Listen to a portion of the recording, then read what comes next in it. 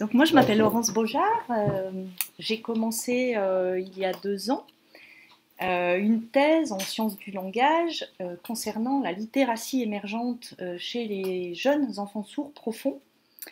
Je travaille avec l'Université Paris 8 sous la direction de Brigitte Garcia qui est linguiste des langues des signes et puis sous la codirection de Magena Watorek qui elle travaille plutôt sur l'acquisition des langues secondes. Voilà. Alors, je voudrais dire très rapidement, remercier Nathalie pour l'invitation. Je suis très contente d'être ici parce que je travaille avec Paris 8, mais je vis à Lyon. Et puis, c'est un petit peu grâce à une des enseignantes de la filière bilingue, dans la classe de laquelle j'ai fait mon stage de Master 1 il y a déjà 6-7 ans. Voilà, et qui m'a donné envie en fait de continuer. Et puis c'est un petit peu grâce à elle que je suis en thèse maintenant. Voilà, donc merci Nathalie, je suis super contente d'être là. Voilà. Et puis aussi dans le milieu universitaire, je ne sais pas ailleurs, mais souvent quand on parle d'enseignement en LSF, on cite les filières et les classes de Toulouse et de Poitiers, mais pas tellement celle de Lyon. Et là, je voulais vraiment revendiquer l'exemplarité des classes de Lyon. Je trouve qu'on ne les cite pas assez parce qu'elles sont plus nouvelles. Elles méritent d'être citées un peu plus. Alors, avant de vous expliquer pourquoi je travaille sur ce sujet et ce qui m'a amené à poser mes caméras dans des classes de maternelle qui accueillent des enfants sourds, je tenais à rappeler, pour certains d'entre vous certainement, ou décrire brièvement, pour ceux qui ne le connaissent pas, le contexte éducatif dans lequel les enfants sourds évoluent aujourd'hui. Donc je vous parlerai un petit peu de ma thèse, et puis je vous présenterai quelques vidéos que j'ai tournées dans le cadre de cette thèse, dans les classes qui m'ont accueillie toute cette année, qui m'accueillent encore jusqu'à juin, jusqu'à la fin de l'année scolaire. Ce sont des vidéos qui présentent des activités autour de la lecture et de l'écriture qui sont conduites dans des contextes différents puisque j'ai filmé dans 2 types de classes différentes. Alors, l'éducation de l'enfant sourd. Alors aujourd'hui, c'est pas forcément vrai parce que je voulais juste vous rappeler pour ceux qui connaissent pas le contexte. Qu'en gros, pendant une centaine d'années, la langue des signes a été proscrite dans les lieux d'éducation pour les enfants sourds, en gros entre 1880 et 1980, et qu'on y a installé dans ces établissements pour de longues années une éducation strictement oraliste. Les enfants n'avaient pas le droit de signer dans les écoles et dans les lieux d'éducation. Vous verrez pourquoi c'est important de rappeler ça après. Donc avant cette période, avant l'interdiction de la langue des signes, il y avait en France pas mal de sourds lettrés qui écrivaient très très bien. Et après cette période, à partir de cette date de ce qu'on appelle le congrès de Milan, 1886, le niveau des sourds a baissé, et on a vraiment un souci sur cette problématique sourd-écrit, là maintenant, depuis cette date-là. Voilà. Donc il a fallu attendre les années 80 pour pouvoir revenir progressivement la langue des signes dans les structures qui accueillaient les enfants sourds. Mais malheureusement, on n'a pas tellement vu revenir un niveau d'écrit acceptable. Alors, on cite toujours une date que je vais vous citer aujourd'hui parce que c'est la date de 1998. La députée Dominique Gillot a écrit un rapport sur les sourds et a fait état d'une situation massive d'illettrisme chez les sourds. On n'a pas de statistiques depuis cette date, mais on constate tous ceux qui travaillent avec des sourds, constatent qu'effectivement, les sourds ont des difficultés à l'écrit. Donc, ça nous ramène évidemment à la question du bilinguisme. La loi de 2005, entre guillemets, pour l'égalité des droits, des chances, la participation et la citoyenneté des personnes handicapées, reconnaît la langue des signes française comme une langue à part entière. Mais elle reconnaît un enseignement de langue des signes et pas en langue des signes. Ça a fait beaucoup débat, cette question-là. J'essaye d'être très bref parce que j'aurai pas le temps, on pourrait y passer une semaine, je pense. Voilà. Donc cette loi a reconnu quand même officiellement la langue des signes comme une langue à part entière. Donc la langue des signes n'est pas un langage, c'est pas un outil, c'est une langue vivante. Alors aujourd'hui, on a 4 modes principaux de scolarisation des enfants sourds. La classe ordinaire, l'ULIS, et puis les 2 dernières, c'est dans ces 2 derniers types d'établissements que je suis allée filmer mes petits-enfants sourds. Donc les unités d'enseignement, ce sont les classes des centres médico-sociaux. Et puis les PEJS. Les PEJS, c'est des pôles d'enseignement pour jeunes sourds, et ils posent pour principe une liberté de choix entre une communication bilingue. Là, ce sera les classes bilingues comme on va vous les décrire après. Et puis une communication en langue française qui concernera plutôt des enfants en inclusion avec des soutiens en LPC. Le LPC, c'est une aide à la lecture labiale.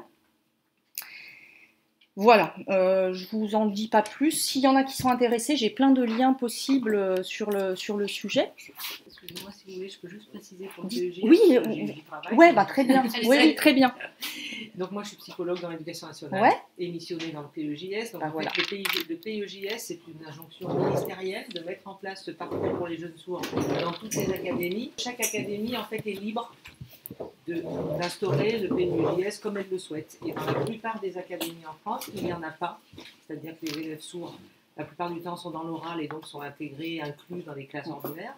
Et il y a 2 académies où le PEJS est vraiment conséquent, c'est Lyon, puisqu'il y a un dispositif bilingue en LSF, et Toulouse, où il y a également un dispositif bilingue qui est bien plus ancien, qui date d'une quarantaine d'années déjà. Voilà, c'est juste pour... Bah, c'est très bien, merci de préciser. C'est éducation nationale, quoi. Voilà. C'est pas du tout l'éducation. Voilà, c'est éducation nationale, voilà. Oui, c'est vrai que j'ai oublié de préciser, ouais. Oui. Donc les classes bilingues aujourd'hui et les filières bilingues aujourd'hui. Lyon et Toulouse sont les seuls. Je ne sais pas si à Poitiers, du coup, il y a une filière de la maternelle au lycée. Pas dans un enseignement ordinaire, en tout cas, pas dans un lycée. Voilà. Et pas en public, c'est associatif. C'est associatif, oui, c'est différent. Mais je ne voulais pas rentrer là-dedans parce que voilà. Ça répond à votre question. Ouais. Mais voilà, il y en a très peu, ça concerne 3 à 4% des enfants sourds à peu près. Les classes bilingues, c'est pas suffisant. C'est pas suffisant. Alors, et puis elles existent à peu près depuis les années 80, 85. Alors pourquoi aussi peu d'élèves ? C'est une grande question. Ce que je peux vous dire juste aujourd'hui, c'est qu'en fait, il faut savoir que 95% des enfants sourds ont des parents entendants. Et les parents entendants, quand ils ont un enfant sourd, ils reçoivent souvent une information très parcellaire du mode de communication qu'ils ont à leur disposition pour communiquer avec leur enfant sourd.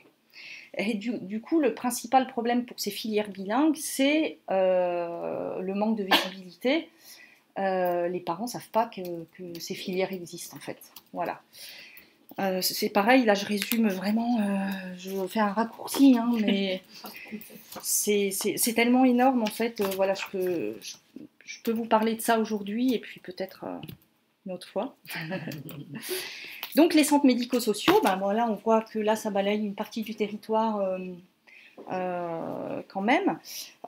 Donc ils sont en grande difficulté actuellement également. Il faut savoir qu'en fait, souvent l'inclusion est un échec pour beaucoup d'enfants sourds aujourd'hui. Les centres médico-sociaux, en fait, accueillent des enfants sourds, souvent pas avant 10-12 ans. Et ce sont des enfants qui sortent d'inclusion, une inclusion qui a raté, et qui sont en grande difficulté. C'est des enfants qui n'ont pas de langue installée, et qui du coup n'ont pas pu accéder aux enseignements de la classe ordinaire dans laquelle ils étaient pourtant scolarisés. Voilà, et puis ils sont en difficulté parce qu'un rapport récent d'une représentante de l'ONU a demandé instamment, je cite, à la France de fermer les établissements médico-sociaux existants afin de permettre à tous les enfants handicapés d'être scolarisés dans des établissements ordinaires et de bénéficier de l'aide appropriée. Il faudrait consacrer un séminaire au thème de l'inclusion, certainement. Enfin voilà, c'est complexe, mais beaucoup d'incertitudes qui pèsent sur ces établissements en ce moment. Alors j'en reviens au bilinguisme, parce que c'est quand même le fil conducteur de ce séminaire. Moi, quand je parle de bilinguisme, donc je me réfère à Grosjean, qui a défini le bilinguisme, qui parle d'un bilinguisme de communication et non d'un bilinguisme de compétences. Un individu sera bilingue dès lors qu'il utilise dans sa vie quotidienne 2 langues ou plusieurs langues. Il ne sera pas dit bilingue parce qu'il maîtrise, il maîtrise les 2 langues ou plusieurs langues. Voilà. Donc vous voyez pourquoi on peut parler de bilinguisme pour les sourds. On parle de bilinguisme aussi parce que on considère que la langue des signes est leur langue naturelle, celle qui leur est le plus facilement accessible. Le bilinguisme sourd, en fait, il a pas mal de similarités avec celui de certains migrants qui arrivent en France avec une langue maternelle qui n'a pas de version écrite et qui, quand ils arrivent en France, entrent dans l'écrit par le français, qui est du coup leur langue seconde. Mais c'est un bilinguisme différent aussi parce que du coup, les 2 langues concernées n'utilisent pas le même canal. Voilà, le canal, ce qu'on appelle le canal audiophonatoire pour le français et le canal visuo-gestuel pour la langue des signes. Il est spécifique aussi ce bilinguisme parce que le statut de la LSF, malgré sa reconnaissance en 2005, est encore fragile, et notamment lorsqu'on parle d'apprentissage du français écrit, il y a encore beaucoup de rivalité entre LSF et langue française. Et puis, comme je vous disais tout à l'heure, la situation familiale des enfants sourds, qui pour 95% ont des parents entendants, est complexe parce que ça entraîne une situation communicationnelle complètement spécifique. Souvent, les enfants n'ont pas accès du tout à la langue des signes précocement, dès la naissance. Et puis, ils ont un accès tardif, artificiel à la langue française, qui servira, le français oral servira tout de même à leur apprentissage de l'écrit. Donc, on est dans une complexité qui, du coup, voilà, pour moi, ça nécessitait un petit éclaircissement, cette question du bilinguisme chez les sourds. Alors, pourquoi considérer l'écrit comme une langue seconde pour les sourds ? Parce que leur langue première, naturelle, c'est la langue des signes. Alors là, je cite les travaux de l'équipe de Paris 8 sur la langue des signes, et puis sur le fait que c'est grâce à cette langue des signes que l'enfant sourd utilise le seul canal qui est à sa disposition, qui est le canal visuo-gestuel. L'écrit comme langue seconde aussi, parce que on a, dans beaucoup de recherches, on a constaté que les écrits d'adultes sourds avaient de nombreuses similarités avec des écrits d'adultes entendants qui sont apprenants en langue seconde. Du coup, depuis les années 80, il y a tout un courant de recherche qui considère le français des sourds pas figé, mais en devenir. Ce qu'on appelle un dialecte, là j'ai simplifié, mais voilà, c'est pas quelque chose, c'est pas un écrit figé, mais toujours en mouvement, jusqu'à une maîtrise ou plus ou moins normée de l'écrit. Dernier point, pour l'écrit comme langue seconde, il y a beaucoup de recherches, alors notamment anglophones, mais quelques recherches en France aussi, qui ont montré qu'une exposition précoce à la langue des signes entraînait de bonnes compétences à l'écrit. Pour apprendre l'écrit, qu'est-ce que ça change de savoir que l'écrit est une langue seconde ? Ça change beaucoup de choses parce que Si on considère que le français oral est la langue maternelle du sourd, ça va justifier une comparaison entre les écrits des sourds et puis les écrits d'entendants pour lesquels le français est aussi une langue maternelle. Ça justifie de constater que les habiletés des sourds sont moindres, et puis on explique cela par du pathologique en fait. Donc l'impossibilité d'accéder au son, donc d'accéder à l'écrit par la conscience phonologique, etc. Et la seule solution dans ce cas, c'est le recours à la rééducation, au médical, à l'implant, à l'appareillage. L'équipe avec laquelle je travaille, et moi avec ma thèse, je tenais vraiment à changer ce regard qu'on a sur l'écrit des sourds et porter un regard positif sur cet écrit qui pour moi n'est pas déficient mais qui est différent. Voilà, ça c'est vraiment le fondement de toute la recherche que j'ai initiée. Pourquoi cette recherche? Parce que aussi un grand nombre de sourds a des difficultés avec l'écrit, je vous l'ai dit tout à l'heure, et puis on ne sait pas encore quelles en sont les raisons. Si on a envie d'aller au-delà du pathologique, moi j'ai eu envie d'explorer la multifactorialité, c'est-à-dire pour moi, il fallait chercher les raisons certes dans le fonctionnement d'un sourd, mais aussi dans le contexte familial, socioculturel, sociolinguistique, et puis dans le contexte pédagogique et didactique aussi, dans lequel il évolue. Donc tout ça est à prendre en compte, quand on veut comprendre le fonctionnement de l'écrit chez un enfant sourd. Voilà. On ne sait pas encore comment les jeunes enfants sourds signants parviennent à devenir de bons lecteurs-scripteurs, et pourtant il y en a plein. On ne sait pas comment ça fonctionne. Aux États-Unis, on s'y est intéressé, en France, on ne s'y est pas intéressé. Et moi, là, je suis vraiment curieuse d'arriver à comprendre comment ils font sans cette fameuse conscience phonologique.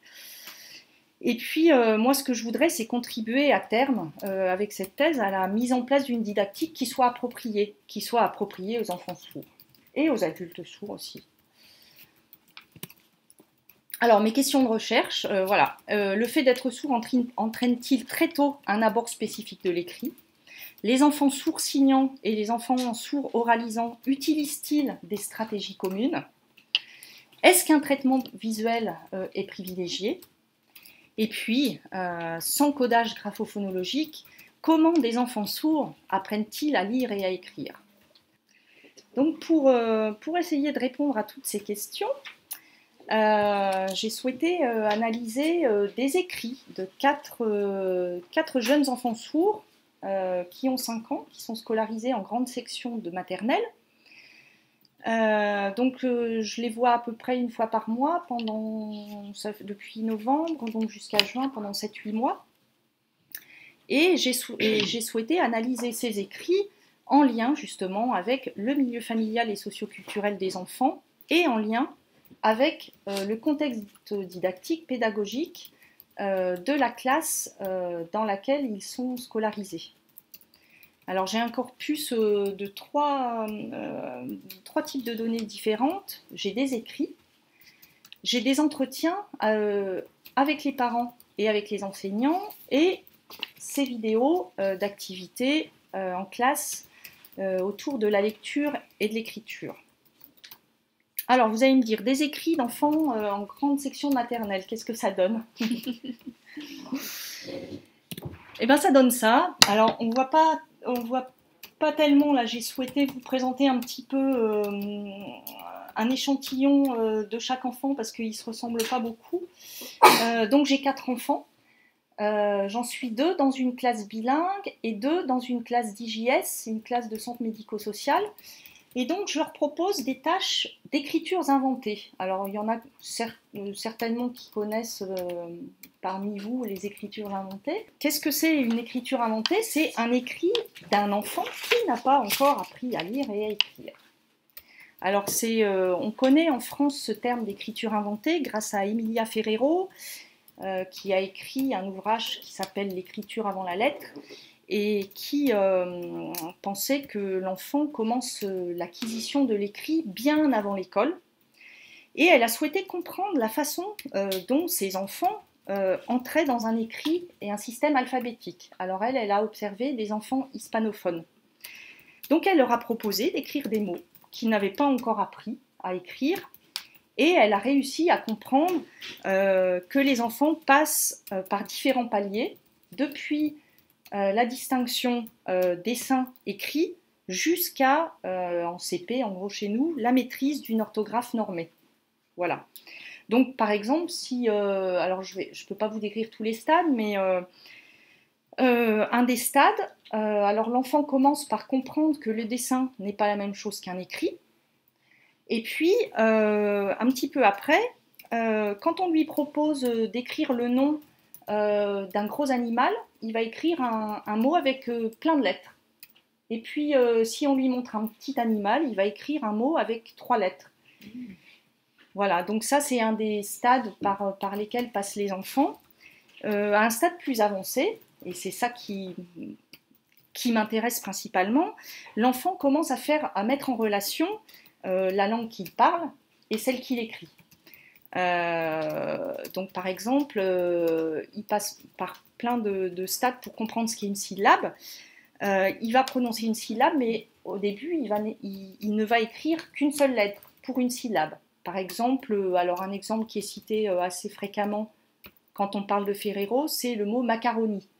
Donc l'enfant, quand il n'a pas compris encore complètement le système syllabique, il ne va noter que les voyelles. A, A, O, I, par exemple. Puis petit à petit, il va comprendre que, voilà, hein, une syllabe, ça s'écrit de telle façon, etc.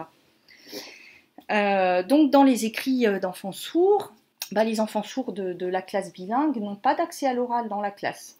Donc on ne peut pas faire de correspondance entre la langue orale et la langue écrite. Et c'est ça qui m'intéresse. Quelle stratégie ils vont utiliser pour écrire? Parce qu'ils écrivent quand même. Okay. Ça, c'est un enfant de la classe bilingue, ouais, de Lyon. Donc ça, c'est la première tâche que je lui ai proposée. C'était en décembre, et ça fait pas longtemps, ça fait 2 semaines. Donc il y a 5 mois qui sont passés entre les deux.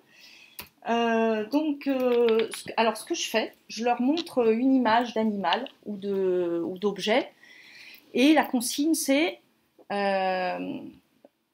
tu vas essayer d'écrire le nom de l'image comme tu l'imagines. Je sais que tu n'as pas encore appris à lire et à écrire, mais imagine la façon dont ça peut s'écrire. Voilà. Donc au début, j'ai eu beaucoup de dessins. Donc les écritures inventées, hein, c'est pas des écrits conventionnels du coup, parce que voilà, les enfants n'ont pas encore appris. De toute façon, en cours d'apprentissage quand même en grande section, hein, c'est pas complètement... voilà. Mais du coup, on ne retrouve pas du tout les stratégies graphophonologiques qu'on retrouve chez des enfants entendants, effectivement. Et là, j'ai pas du tout commencé mon analyse, mais il faut que j'aille chercher des stratégies autres.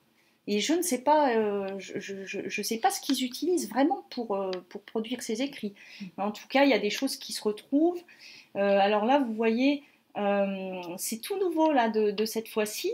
Tous les mots sont terminés par l'écriture d'un chiffre. Voilà, parce que alors la maîtresse m'a dit qu'ils venaient de l'étude, enfin voilà, qu'ils étaient dans l'apprentissage de l'écriture des chiffres à l'école. Et puis certainement qu'il y a d'autres raisons aussi que j'ai pas encore fouillées, mais voilà, il y aura plein de choses à dire sur ces écritures inventées. Donc vous avez les 4 enfants là, et puis bon voilà, vous voyez que c'est pas du tout, on a un mélange de dessins, de lettres, de pseudo-lettres. Je prends en compte aussi, pour mon analyse, l'utilisation de toute la feuille, de l'espace graphique. Donc je vais analyser ça, c'est important. Le choix de la couleur du stylo, enfin je suis allée assez loin dans la prise en compte de pour mon analyse, quoi. Alors du coup, j'en arrive à mes vidéos, parce que, hein, quand même. Donc, comme je vous ai dit, pendant 7 mois, donc je passe une journée par mois dans chaque classe.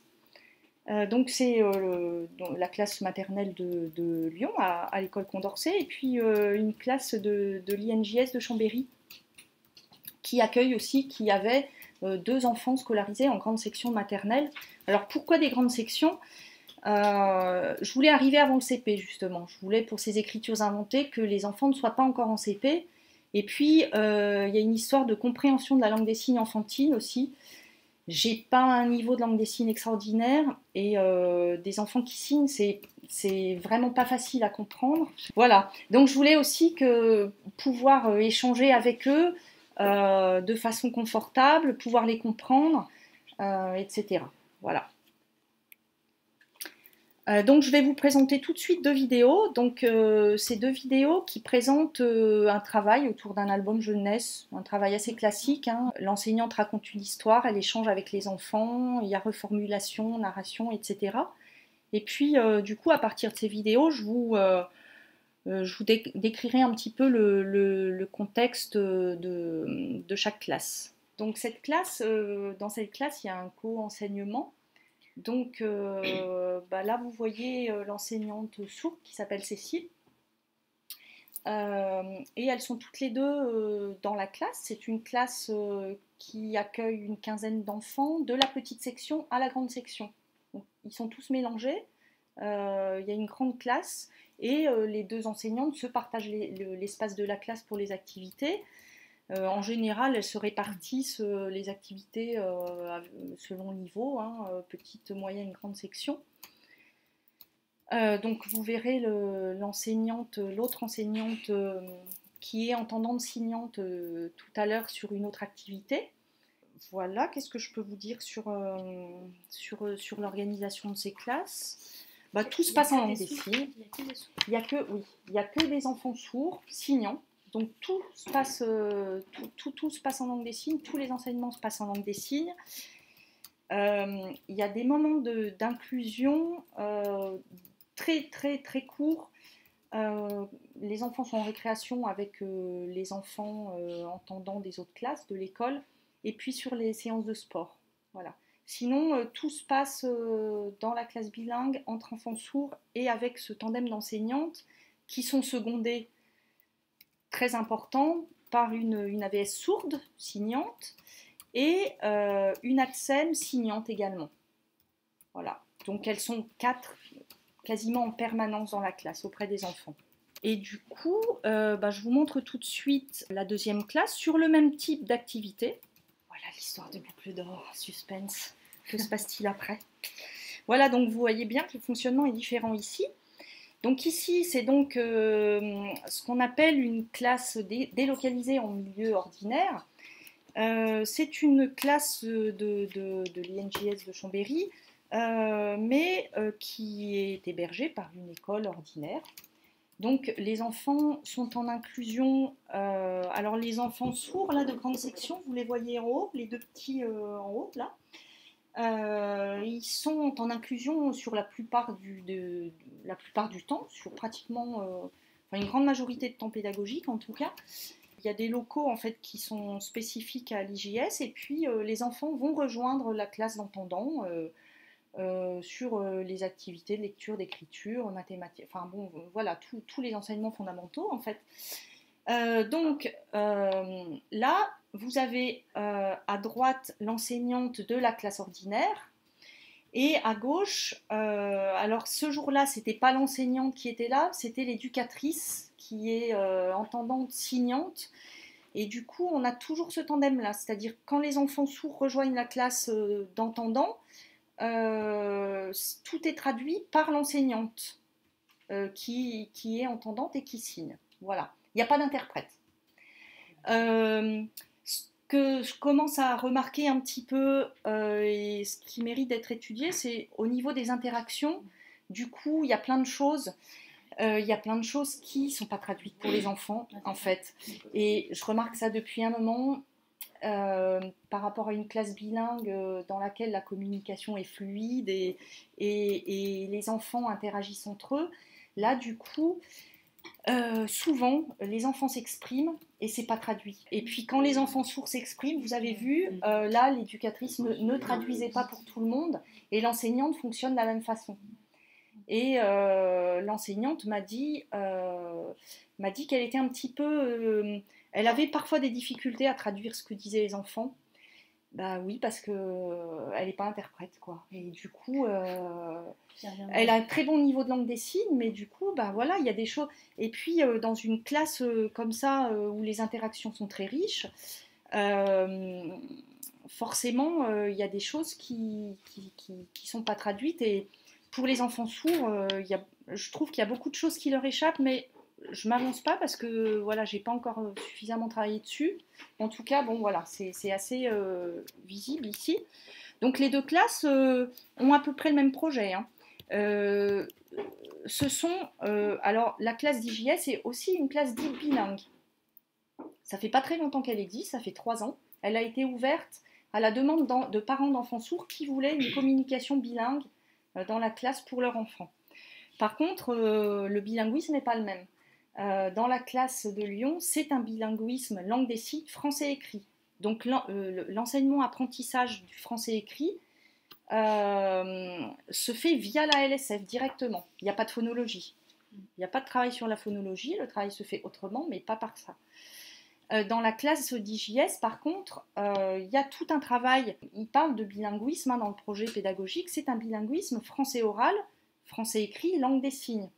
Donc effectivement, la langue des signes est toujours présente, hein. Tous les enseignements se font en langue des signes, mais il y a un enseignement de la parole, une rééducation de la parole, et surtout, là où est la différence fondamentale selon moi, c'est du coup l'apprentissage de l'écrit se fait via des ateliers de décodage et de phonologie orale avec LPC, dont je vous montrerai un exemple tout à l'heure parce que c'est intéressant de voir comment ils travaillent aussi. Sinon, pour le reste, ça se ressemble beaucoup. Donc ce qui change aussi, c'est que du coup, à Lyon, les séances d'orthophonie ne se font pas sur le temps scolaire, contrairement à Chambéry, où il y a des temps scolaires dans la journée qui sont dédiés à l'intervention des spécialistes qui interviennent auprès des enfants sourds. Le co-enseignement, pareil, donc je vous ai parlé de Lyon, à Chambéry, c'est un co-enseignement, donc on a 2 enseignantes référentes qui sont entendantes, toutes les deux. Il y en a une référente langue des signes et la deuxième est spécialiste en rééducation de la parole. Et puis on a une équipe mixte dans les deux, c'est-à-dire qu'à Chambéry, on a aussi un éducateur sourd et cette éducatrice qui ce jour-là remplaçait l'enseignante, qui est entendante signante. Voilà, j'espère vous arriver à vous donner un panorama à peu près précis de comment se déroulent ces classes. Donc je vais vous montrer un deuxième exemple parce que c'est sympa de voir des vidéos, je pense que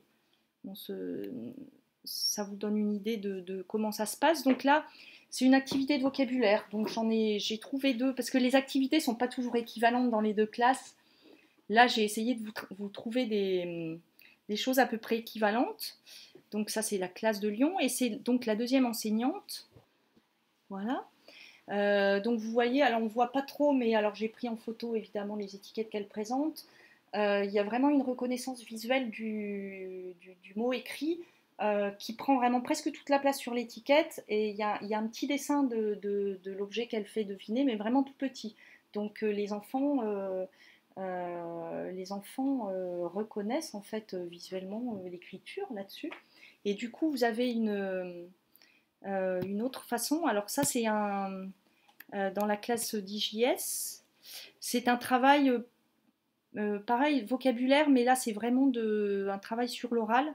C'est-à-dire que l'enseignante présente une image, en fait. Il n'y a rien d'écrit. Vous voyez les enfants sourds qui sont au fond, et puis alors eux, ils sont super forts en vocabulaire. En fait, les enseignantes là, travaillent sur une méthode que certains d'entre vous doivent connaître qui s'appelle Naramus. Voilà, et elles travaillaient sur un album qui s'appelle La sieste de Moussa. Et puis, donc très vite, je vous montre quand même cette séance de phonologie parce que c'est important. Voilà. Donc on n'a pas, alors du coup, on n'a pas du tout ça dans la classe à Lyon qui travaille pas du tout la phonologie orale. Donc on a ce genre de travaux. Alors j'ai pas encore creusé, qui travaillent vraiment sur le visuel, la discrimination visuelle, par exemple la reconnaissance des consonnes et des voyelles. Donc ça, c'est vraiment un travail interne à l'équipe, complètement qui colle vraiment à l'enseignement bilingue dans les classes de Lyon. C'est toute l'équipe qui a mis en place ce travail autour du visuel. Voilà, tout se passe de cette façon-là. Alors ça aurait été bien qu'Anne soit là aujourd'hui pour vous donner, pour vous décrire ses pratiques, parce que c'était vraiment passionnant, quoi.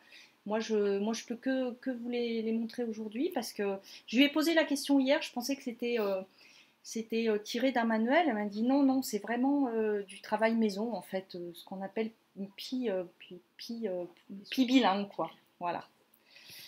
Voilà. Donc là, vous avez aussi ce travail-là, complète les mots ci-dessous à l'aide du référentiel, prendre des indices visuels dans les mots. Voilà, donc elle travaille de cette façon-là, et puis ce travail est fait en continuité en fait avec la classe de CP. Les enseignantes utilisent les mêmes méthodes en CP. Voilà, donc j'espère que ça vous donne une petite idée des deux contextes. Je voulais parler du chercheur et des enseignants, parce que sans enseignants, pas de thèse, hein, donc c'est quand même quelque chose d'accueillir un chercheur dans sa classe et de se laisser filmer toute une journée, quelqu'un qui vous suit avec une caméra, qui vous scrute. Vraiment un grand merci aux équipes, parce que j'ai eu vraiment beaucoup de chance dans la relation de confiance qui s'est tissée avec les équipes dans les deux écoles. Ça leur demande beaucoup, et puis pour le chercheur c'est pas facile, hein, de vraiment ce travail en école maternelle, c'est un parcours du combattant. Il faut des autorisations, il y a le droit à l'image. Pour vous montrer ces vidéos là, j'ai mis quelques mois à obtenir toutes les autorisations nécessaires. Du côté du chercheur, ça demande beaucoup de discrétion, parce qu'il ne faut pas... moi, mon objectif, c'était de perturber le moins possible le travail en classe, pour avoir, moi, pour ma thèse, des conditions les plus naturelles possibles. Et puis, c'est déjà suffisamment lourd pour des enseignants de vous accueillir, donc il fallait que je sois discrète. Donc, alors, c'est une chance avec des enfants sourds, parce que les enfants sourds sont habitués aux caméras, en général. Les enseignantes travaillent avec des caméras en cours de langue des signes. Donc avec les enfants sourds, il n'y a eu aucun souci. Voilà, pour les enseignantes, ça a été un petit peu plus long. Mais voilà, cette thèse, c'est quand même une formidable aventure humaine. Et sans ces équipes, voilà, donc il y a beaucoup d'attentes par rapport à tout ça chez l'équipe de Lyon notamment. Qui m'a demandé, bon, voilà, on espère que ça nous apportera quelque chose pour nos pratiques. Donc j'espère que j'arriverai peut-être à répondre à certaines de leurs questions, au moins à éclaircir cette histoire d'accès à l'écrit, parce que on n'en sait pas tant que ça finalement.